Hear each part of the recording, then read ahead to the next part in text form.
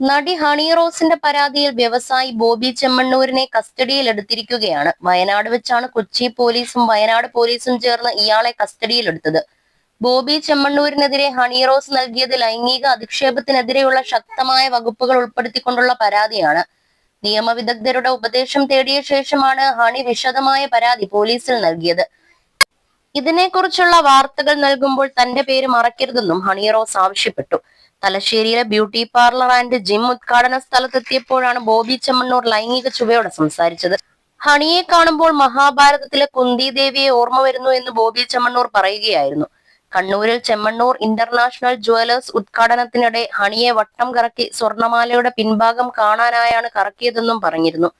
ഉദ്ഘാടന വേദിയിൽ അപമാനകരമായി പെരുമാറിയപ്പോൾ ഉള്ളിൽ കനത്ത വേദന ഉണ്ടായെങ്കിലും ചടങ്ങ് അലങ്കോലമാക്കണ്ട എന്ന ചിന്തയിലാണ് ചിരിച്ചു നിന്നത്. പിന്നീട് ലൈംഗിക അധിക്ഷേപം നടത്തുക എന്ന ഉദ്ദേശത്തോടെ